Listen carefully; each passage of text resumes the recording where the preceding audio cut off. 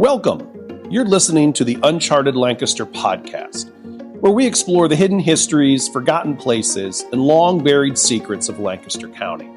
Using modern digital storytelling tools, each episode brings a new piece of local lore to life, revealing the strange, the surprising, and the stories history left behind. Let's begin. If you walk down a perfectly ordinary street in Lancaster, Pennsylvania today, just past the coffee shops and the passing cars, you will eventually turn a corner and run face first into this towering 19th century medieval fortress. It really is striking. Oh, it's wild. We are talking about a massive structure with a heavily arched gateway, a menacing portcullis-style iron grating, and these sheer stone walls that look like they were built to withstand a siege. Yeah, it completely dominates the streetscape. Right. And you haven't stumbled into a theme park. You are looking at the Lancaster County Prison. But, the most fascinating thing about this building isn't the architecture or the dungeon or the heavy chain. No, there's documentation of it. Exactly. It's the fact that the definitive history of this prison wasn't written by academics or historians or politicians trying to gloss over the past. It was written by the inmates locked inside of it. And that is the crucial lens for this entire deep dive today. The source document we are exploring is a booklet titled The Lancaster County Prison History, 1729 to 1978. And it was researched, written, and published in 1978 by an organization called the CJJCs. Which was an institutional chapter, right? Exactly, an institutional chapter of the JCs operating entirely within the prison walls. It was spearheaded by their chairman, a man named Richard Becker. So these are the actual guys living it. Right. So when we look at this history, we aren't just looking at bricks and mortar. We are looking at a 250-year evolution of the American penal system. The shifting philosophies of crime, punishment, and human psychology. And all documented by the very people experiencing the endpoint of that evolution. Precisely. Okay, let's unpack this. Yeah. Because if you look at the very early American jails, they were absolutely nothing like the intimidating fortresses of today. Not at all. To understand how we got to a medieval castle, we really have to start all the way back in the frontier days of 1729, right at the very inception of the county. And the wildest part is that the first jail wasn't built out of some grand philosophy of justice. No, it was highly opportunistic. It was literally a real estate scam. Yeah, it was the ultimate intersection of early civic infrastructure and blatant self-interest. Which I just find so funny. It is. So in June 1729, the Lancaster County magistrates held their very first meeting at a place called John Postlethwaite's Tavern. Standard colonial meeting place. Right. And their mandate was to establish the basic organs of a county government. And naturally, a jail was at the top of the list. You got to have a jail. You do. So the county sheriff, a man named Robert Barber, eagerly stepped up and offered to build it on his own land. Oh, how generous of him. Right. He offered a spot in a settlement called Wright's Ferry, which is modern-day Columbia. Okay.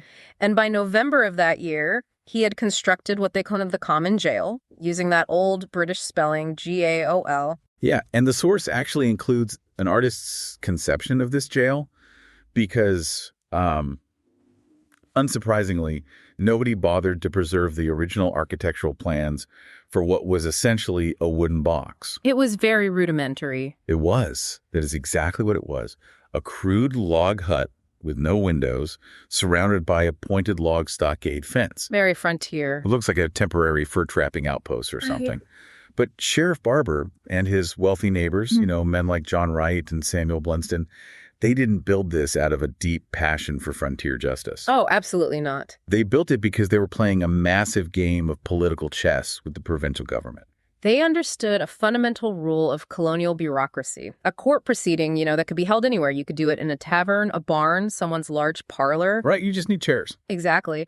But a prison required dedicated, specialized infrastructure, even if that infrastructure was just a secure log cabin with no windows. So Barber and his associates reasoned that if they proactively built the prison in Wright's Ferry, the provincial government would naturally decide to establish the official county seat there.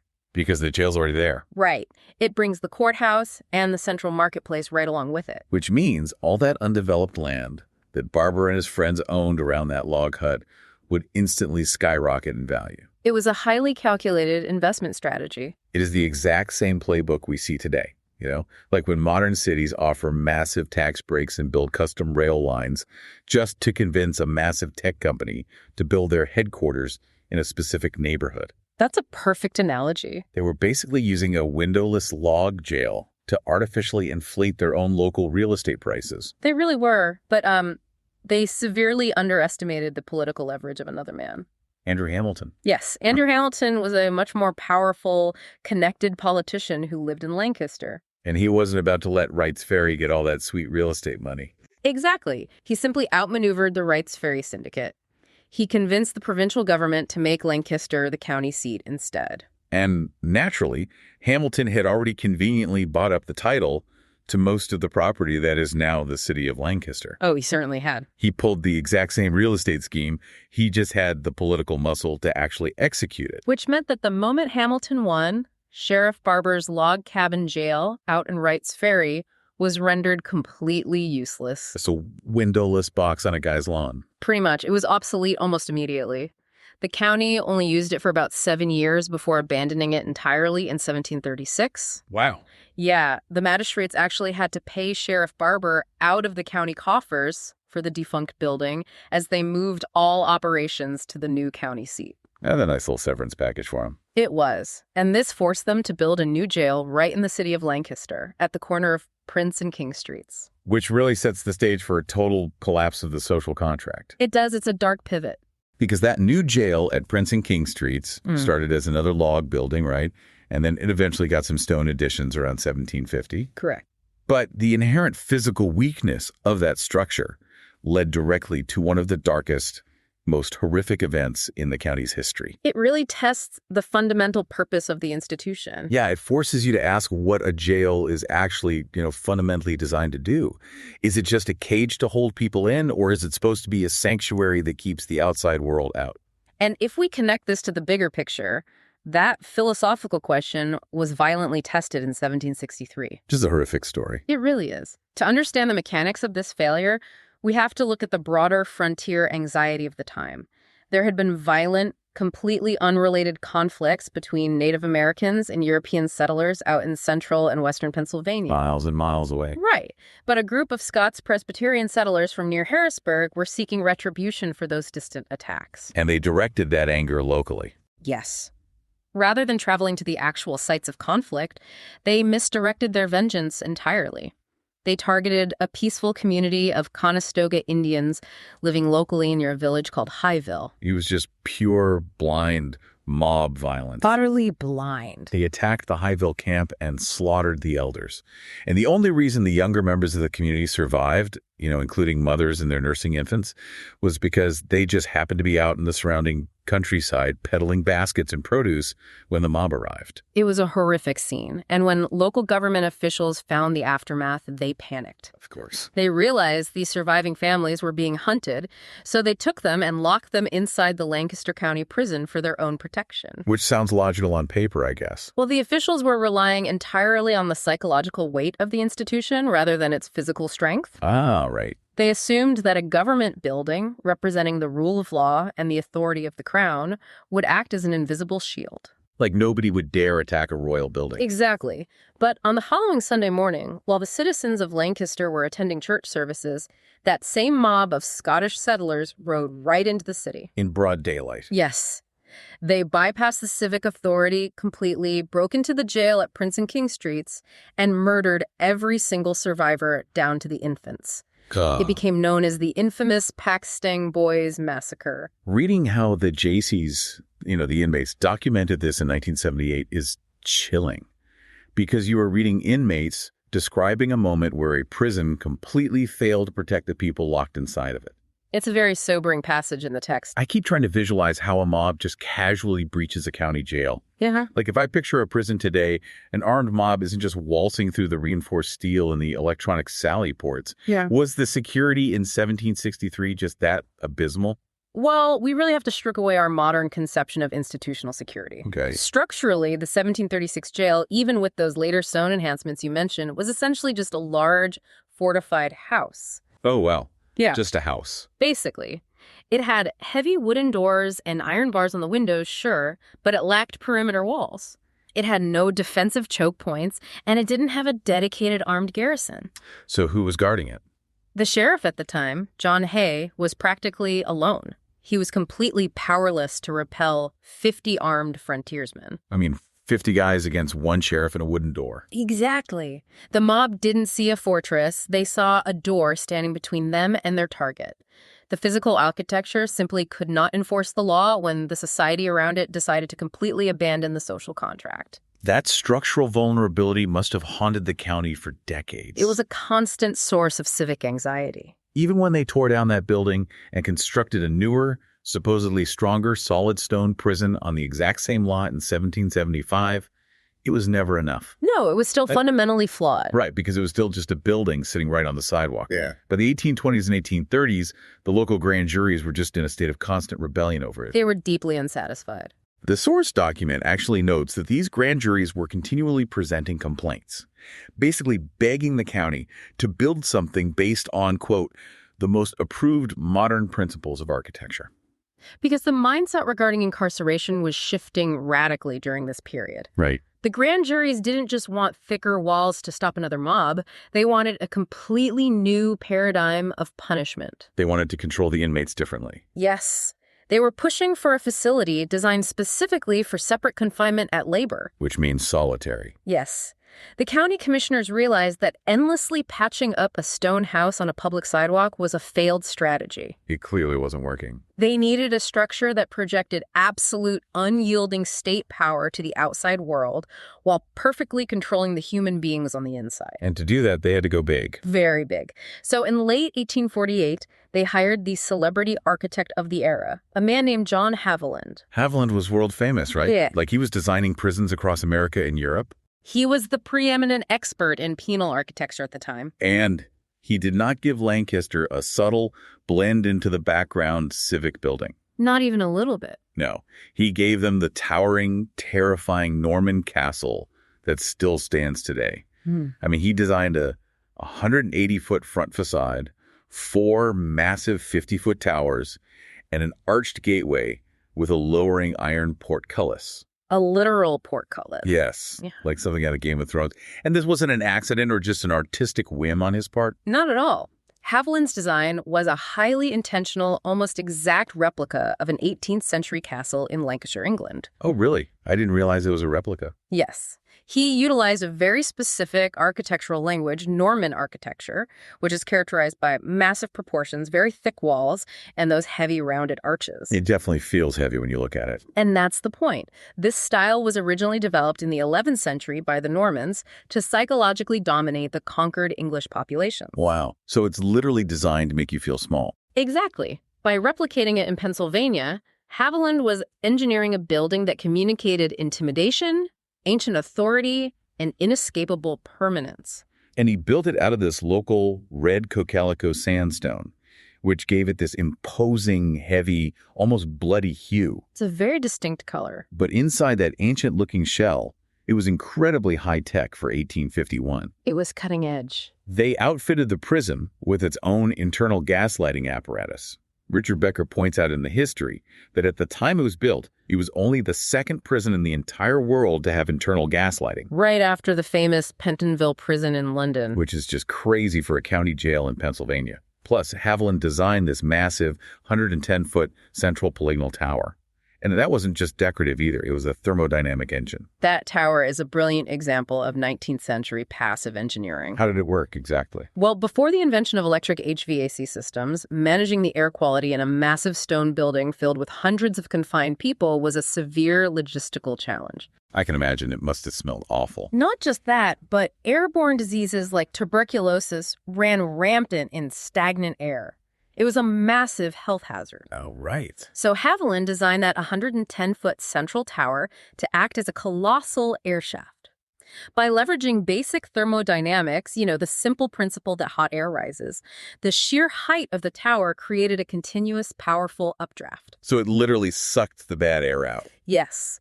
It pulled foul air out of the cell blocks below, ventilating the entire complex without a single moving part. It really was a marvel of engineering. But paying for that marvel is where the economics get completely mind-bending. The financials are always the most telling part. The footnotes in this source document provide the modern inflation conversions for the construction costs, and I genuinely could not wrap my head around the math. It's quite a disparity. So the contract cost for Haviland's Castle in 1849 was $102,000. When you adjust that for inflation, it comes out to roughly $4.4 million today. Which sounds like a bargain. It really does. Because the footnote also reveals the estimated cost for building a brand new Lancaster County Correctional Facility in January 2026. That estimate is $469 million. A nearly inexplicable jump from $4.4 million to $469 million, even after accounting for standard inflation. Exactly. Wait, sorry. I mean, how is that even economically possible? If $4.4 million bought you a world-class high-tech Norman castle in 1851, why does a modern prison cost almost $500 million? Are we just that much worse at building things now? It's a common question, but it reveals how drastically the definition of a quote-unquote building has changed. What do you mean? In 1849, construction was mechanically simplistic. Haviland was essentially organizing cheap, unregulated labor to stack very heavy, locally quarried rocks on top of each other and run a basic gas pipe. So heavy lifting, but not complicated. Exactly. A 2026 correctional facility, by contrast, is not merely a building. It is a hyper-complex, interwoven system of life support and surveillance. This is more like building a hospital than a house. Precisely.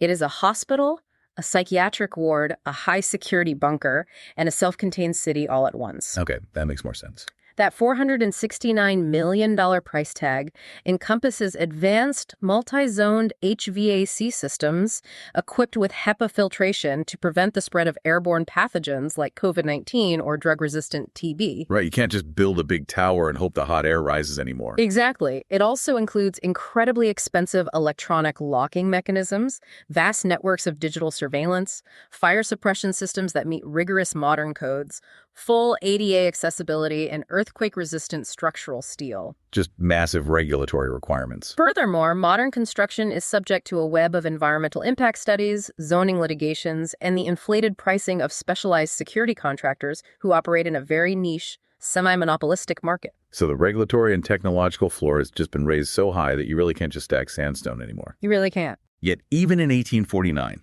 spending $102,000 was considered wildly ambitious for a county government. The local newspaper, the Lancaster Intelligencer, actually praised the commissioners for imposing no parsimonious restrictions on the design. They wanted to make a statement. They did. They wanted the building to stand as a symbol of the gigantic resources of the county. And they largely achieved that symbolic goal when it opened in 1851. But the extravagant exterior, the towers, the sandstone, that was all just the packaging. The wrapper around the box. Exactly. The true historical weight of this building lies in what it was designed to do to the human mind inside. Haviland's architecture was explicitly engineered to facilitate a radical penal philosophy known as the Pennsylvania system. And here's where it gets really interesting. Because the Pennsylvania system wasn't just about putting 20 guys in a large room and letting them sort out their own hierarchy. No, it was the exact opposite. This was a system of total, absolute crushing isolation. The underlying theory of the Pennsylvania system, which was actually spearheaded by Quaker reformers in Philadelphia decades earlier, was based on a massive theological and psychological assumption. What was the assumption? Well, prior to this, punishments were heavily physical. Public whippings, mutilations, the stocks, or just being thrown into chaotic, overcrowded holding pens where petty thieves mingled with hardened murderers. Just a free-for-all. Right. And the reformers viewed that old system as barbaric and criminogenic, meaning the jails themselves were creating better criminals through association. Their logic was that criminality was basically a contagious disease. Precisely. If you let inmates talk to each other, the disease spreads. So their solution was sensory deprivation. Total removal from the contagion. And the source details how this was implemented, and it sounds like an absolute psychological nightmare. Inmates were entirely stripped of their identities. They were forbidden from using their names. Yes. And they were known only by the number assigned to their cell. Just a number. And the cells themselves were highly controlled environments. Very controlled. They were exactly 15 feet long by 7.5 feet wide. Tiny. If you want to visualize that, think about a standard modern parking space, but cut a few feet off the width, build stone walls all the way around it, and lock the door. That was your entire universe. That was your world. Yeah. You lived, slept, and performed manual labor in that box from sunrise to sunset.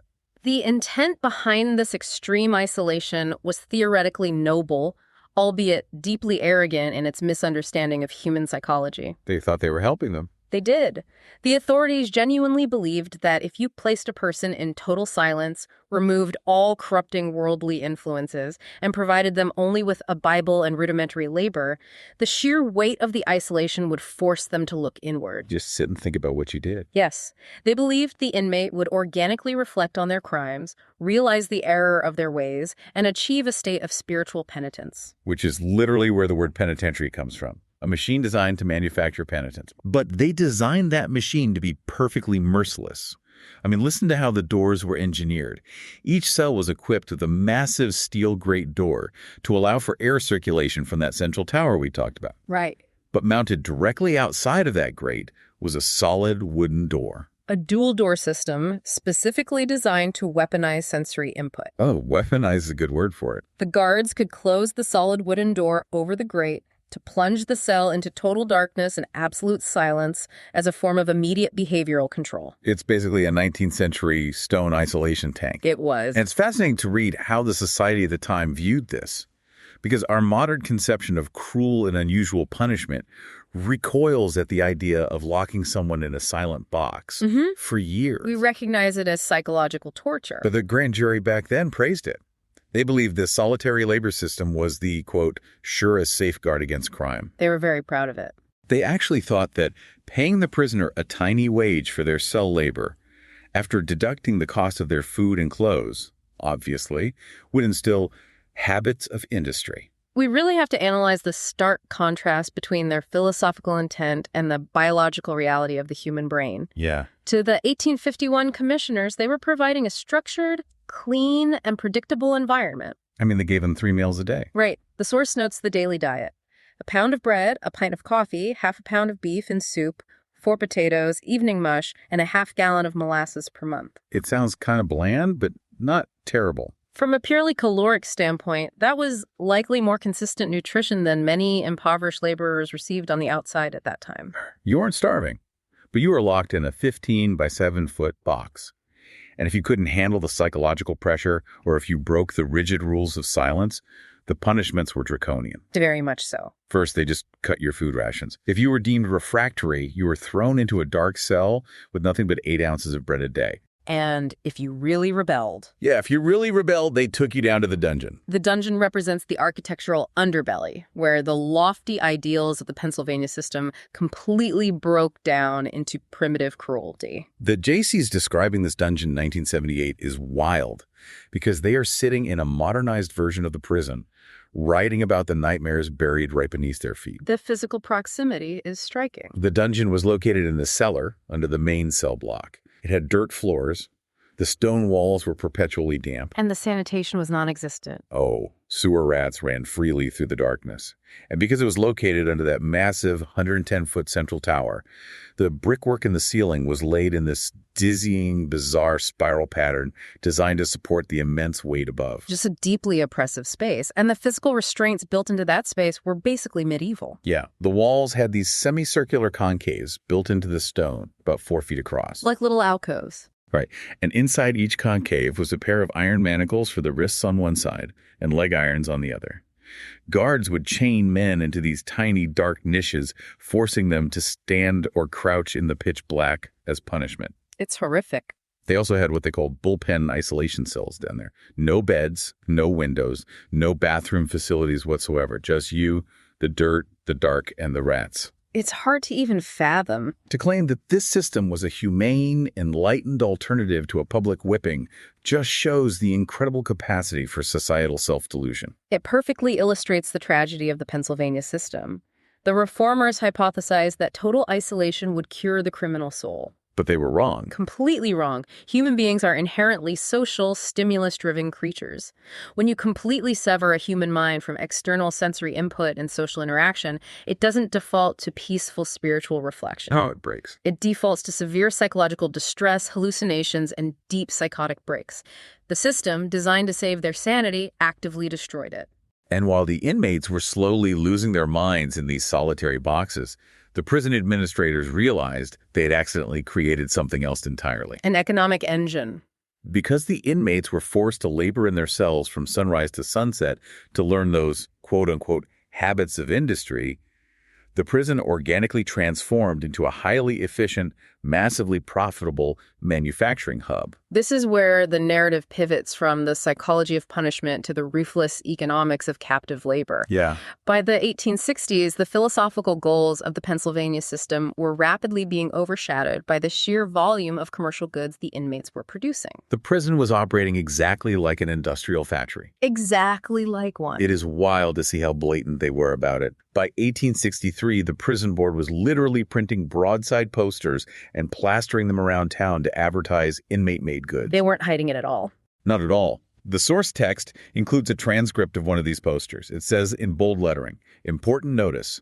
The public is hereby notified that the following articles are manufactured at the Lancaster County Prison and sold from 25 to 50% less than can be purchased at other places." They were openly leveraging their captive, ultra-cheap labor force to aggressively undercut the local free market. And they were selling everything. I mean, carpets, boots, custom-made shoes, brooms, willow baskets, fishnets, wrought nails, strap hinges, and cigars. The variety is impressive. You could buy 1,000 cigars from the prison for anywhere from $6 to $20.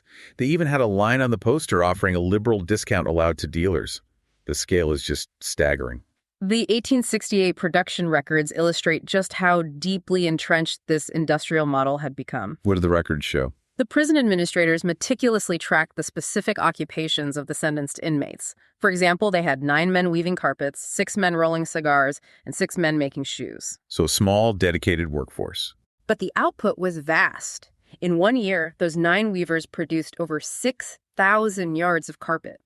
The 6 cigar makers rolled over 366,000 cigars. That is insane. Yeah. Which, of course, generated a massive amount of revenue for the county. The profits from inmate labor in 1868 alone were $3,813. Which is substantial. Yeah. The Jaycees, writing in 1978, estimated that to be equivalent to about $75,000 in their era, which would easily be deep into the 6 figures today. But here is the inevitable pushback. Oh, right. If you are a private businessman in Lancaster in 1868, say a local shoemaker or a cigar manufacturer, you are absolutely furious. Oh, you're livid. You have to pay your workers a living wage, pay for rent, and pay for materials, while the massive stone castle down the street is churning out the exact same product using men who are paid pennies and selling it at a 50% discount. Exactly. It sparked a fierce political and economic backlash. The local tradesmen and eventually the early labor unions lobbied intensely to force the prison to stop competing in the open market. They couldn't compete with slave wages. Right.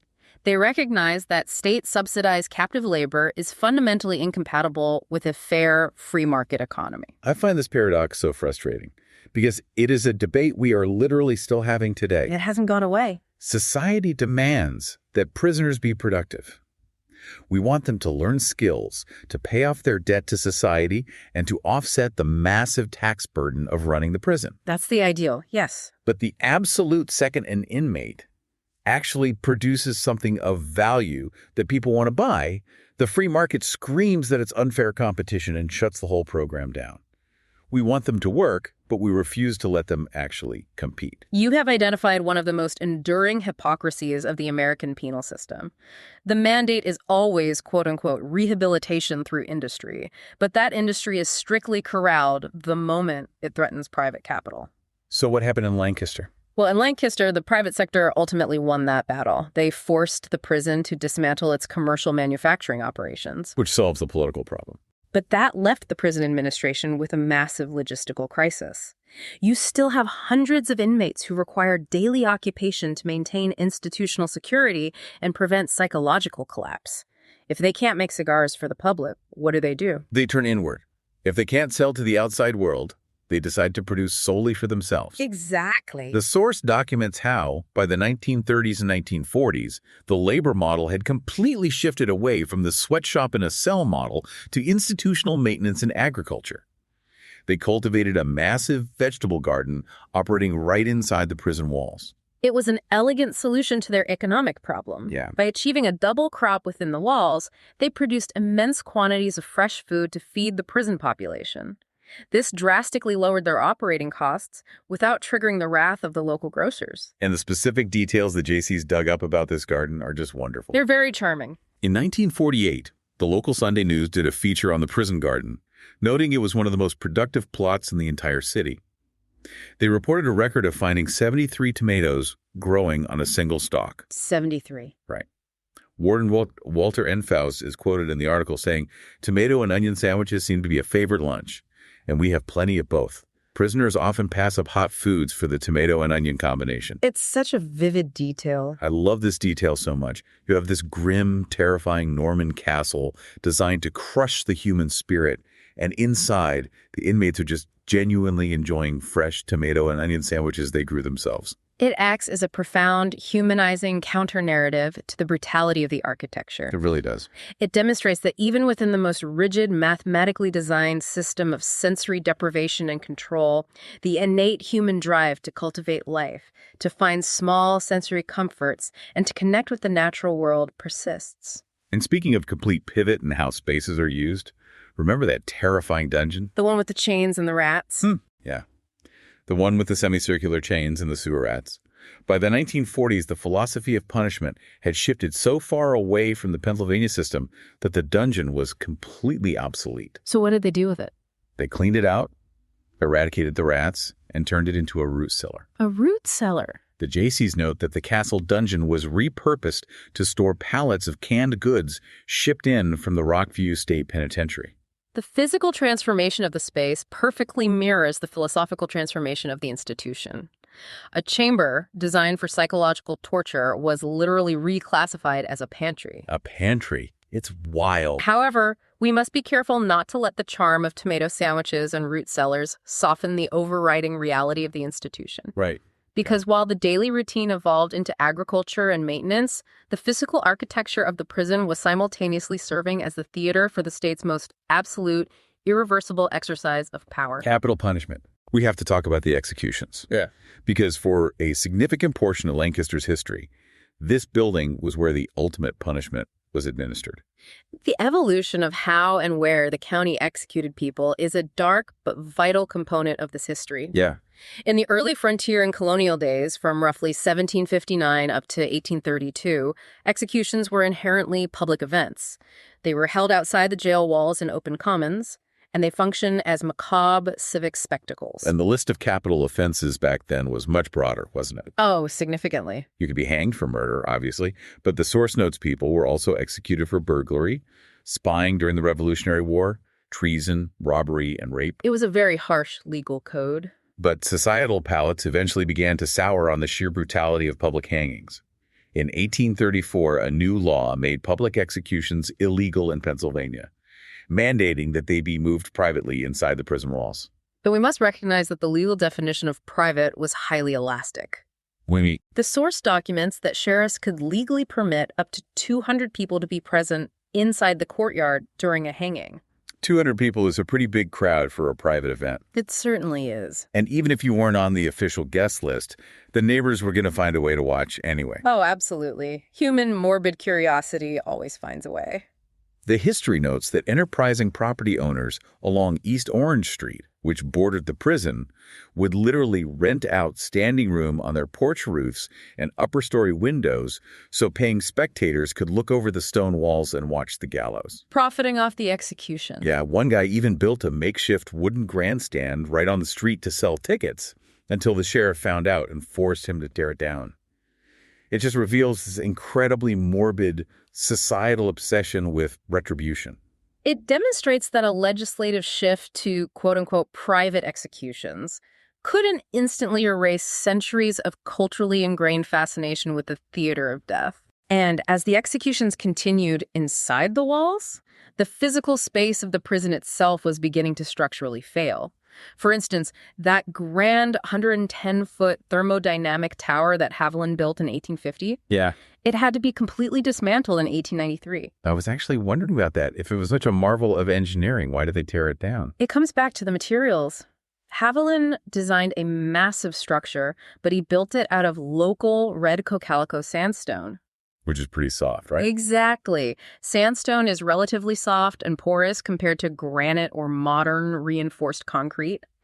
After 40 years of enduring the harsh Pennsylvania winters and the sheer, immense vertical weight of its own masonry, the stone began to crush and crumble. Oh, so it was literally falling apart. The extreme weight became a catastrophic collapse hazard for the inmates and guards below, so the county was forced to dismantle the upper sections, permanently altering the intimidating skyline of the castle. You can actually see the difference in the historical photos that JC's included in the text. The silhouette changed completely. But even without the massive tower looming over them, the internal courtyard remained the site of the gallows.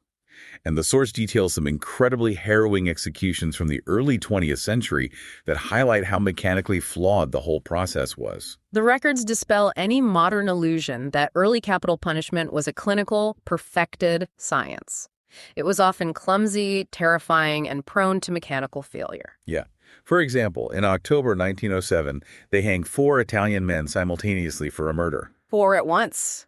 The men walked to the gallows, reciting religious litanies, protesting their innocence right up to the very end. The local newspaper actually praised the sheriff for how efficiently the execution was conducted, noting they had to borrow a massive scaffold from neighboring Berks County just to hang 4 men at once. A grim logistical hurdle. But it's the execution in May 1912 that really stands out as a complete disaster, the case of Tony Serafino. The incident that became infamous for the broken rope. This story is wild. So Tony Serafino was convicted of murder, and like the men in 1907, he vehemently and passionately protested his innocence. He refused to accept the verdict. He was so incredibly adamant about it that he absolutely refused to wear the traditional black suit that prison officials had prepared for him to wear to the gallows. He felt it was symbolic. Right. He believed that putting on the black suit was tantamount to a confession, like an admission of guilt. Mm-hmm. So he forces them to let him walk out to the gallows in his own everyday clothes. And the president of the local historical society, J.W.W. Luce, provided the Jaycees with a very graphic mechanical account of what happened next. It's rough. For this execution, the county had borrowed a gallows apparatus from Lebanon County, and crucially, they outfitted it with an old 3/8-inch rope. Which is incredibly thin for what they were trying to do. So they put the noose around his neck, the trapdoor drops, Serafino falls about 7 feet. The knot violently jerks his head forward. And the rope fails. It just snaps under the immense kinetic energy of a falling human body. The rope breaks. Serafino hits the ground below the scaffold, entirely alive, choking, moaning, and bleeding. A horrific outcome. A thrill of absolute horror goes through the entire crowd of witnesses. The deputies have to scramble down, physically pick up his stunned, suffering body, support him while they attach a second noose, and drop him a second time to finish the job. It is a gruesome exposure of the pseudoscience and amateur mechanics inherent in county-level hangings. A 3/8-inch rope simply lacked the tensile strength to withstand the sudden kinetic shock. He was bound to break. But what is equally fascinating from a historical perspective is the intense political fallout that erupted immediately after this botched execution. I mean, try to imagine a modern local sheriff almost losing a re-election campaign because the voters firmly believed he had literally defied a miraculous intervention from God. That is precisely the political crisis that Sheriff Milton Eby faced. Sheriff Eby was in deep trouble. He was. Serafino had been loudly insisting for weeks that God would not allow him to be killed because he was innocent. So when the rope snapped, a very significant portion of the highly religious local public interpreted the mechanical failure as literal divine intervention. They believed God had snapped the rope. Exactly. To signal that the man's life should be spared. And because Sheriff Eby ordered his deputies to string Serafino back up a second time, the voters felt the sheriff was actively, arrogantly opposing the direct will of God. The history booklet notes, with a touch of dry political realism, that Sheriff Eby was exceedingly lucky to be a Republican. Why does that matter? Because in Lancaster County, in the decades following the Civil War, the local Republican Party machine was so deeply entrenched and powerful that it managed to protect him and overcome the voters who thought he had defied the Almighty. So the party saved his job. Yes.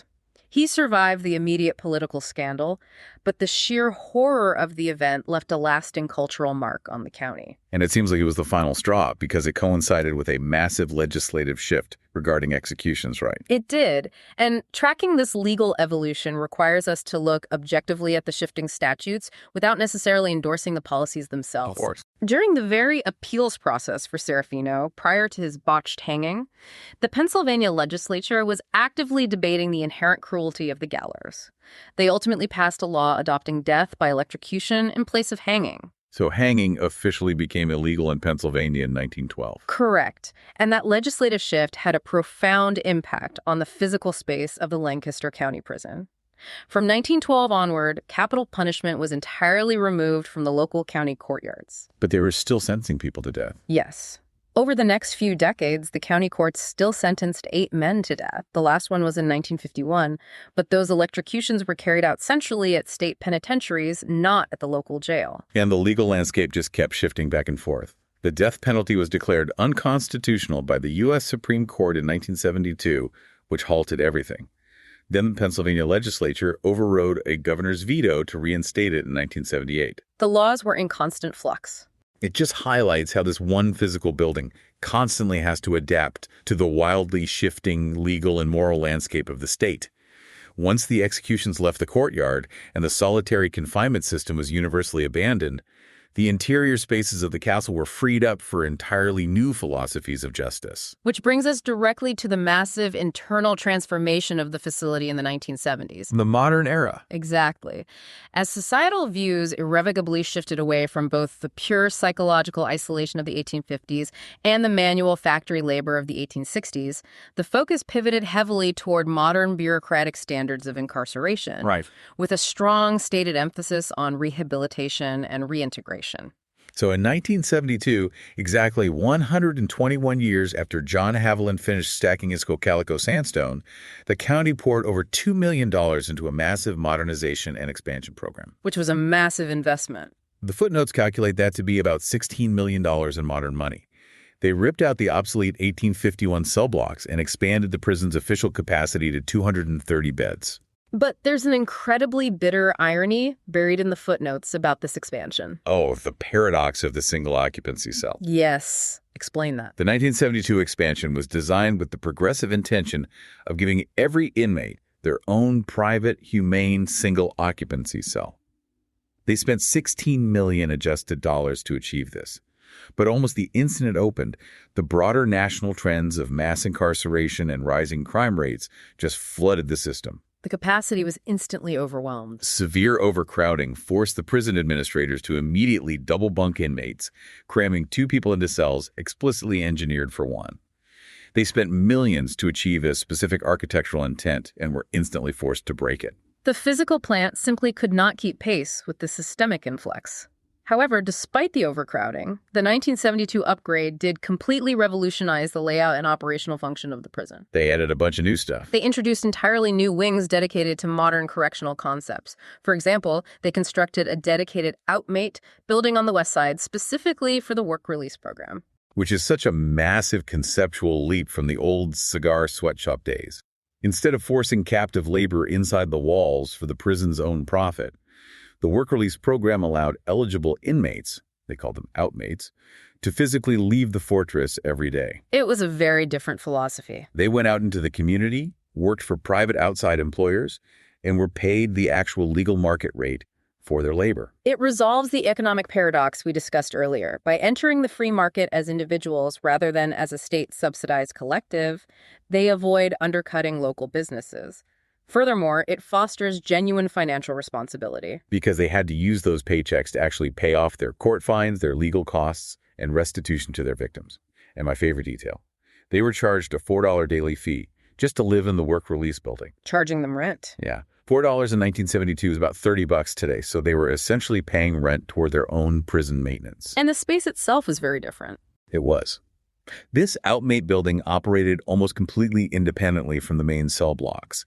It had its own separate entrance on King Street, a communal day room with a pool table, and even a color television. The 1972 expansion also finally addressed a glaring century-old spatial inequity within the institution. The women's quarters. Yes. While the prison had maintained technically separate holding areas for female prisoners since 1851, those spaces were historically cramped afterthoughts. They just didn't care about them as much. Exactly. It wasn't until this massive modernization that the county built dedicated modern women's quarters that provided the exact same spatial benefits and programmatic access as the male segments, including their own exercise facilities and day rooms. They also brought the facility into the 20th century medically and educationally. They added a modern hospital wing, a stainless steel commercial kitchen, and an entire suite of rehabilitation programs. The focus on rehabilitation was central. They introduced Project Hope, which offered GED preparation and pre-parole educational courses. They built a library, hosted an active Alcoholics Anonymous chapter, and implemented extensive vocational testing. And we should note that this vocational testing was far more sophisticated than just handing a man a bundle of willow branches to weave a basket. Right. It wasn't just busy work anymore. The evaluation program utilized 28 distinct testing samples, ranging from mechanical tasks like assembling nuts and bolts to complex skills like tailoring a vest. The goal was to help inmates identify latent skills and figure out what kind of legal work they might actually enjoy and succeed at upon their release. And all of this 1970s modernization, all of these new educational programs and communal spaces, it leads directly back to the very reason we are able to have this deep dive today. It creates the environment for the authors. Yes, because in July 1977, the environment had shifted enough that the inmates were able to organize and found the Lancaster chapter of the CJJCs. If we connect this back to the broader arc of our discussion, the founding of the JCs represents a profound, almost unimaginable shift in human agency. How so? Think about where we started. In 1851, the architecture of the Pennsylvania system was explicitly designed to strip a human being of their voice and their identity. Right. They were just a number. They were reduced to a number, locked in a 15-foot box, and completely silenced by a solid wooden door. There were objects to be acted upon by the state. And now you jump to 1978. We have Richard Becker and the JCs. Exactly. By 1978, the inmates are not just passive recipients of punishment. They are organizing committees. They are actively participating in their own educational and vocational development. And they're writing a book. And, most importantly for historical purposes, they are claiming the role of historians. They are researching the archives, analyzing the architecture, writing the narrative, and publishing a comprehensive document about the very walls that confine them. It's an incredible reclamation of power. They are advocating for their own humanity and actively enlightening the public about the reality of the institution. So what does this all actually mean when we look at the building today?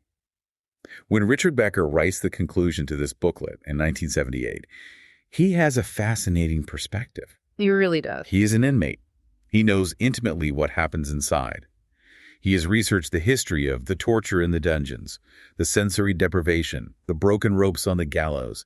Yet when he evaluates Haviland's original exterior castle design, he calls it a fantastic example of advanced technology for its era, and he concludes that it is a landmark the citizens of Lancaster County can be proud of. It is a remarkably nuanced and mature historical perspective. I was really surprised by that conclusion. Becker manages to separate the aesthetic and engineering achievement of the 19th century architecture from the immense human pain of the institutional policies it housed. He sees both sides of it. He recognizes that the physical building is an enduring monument to the history of his community.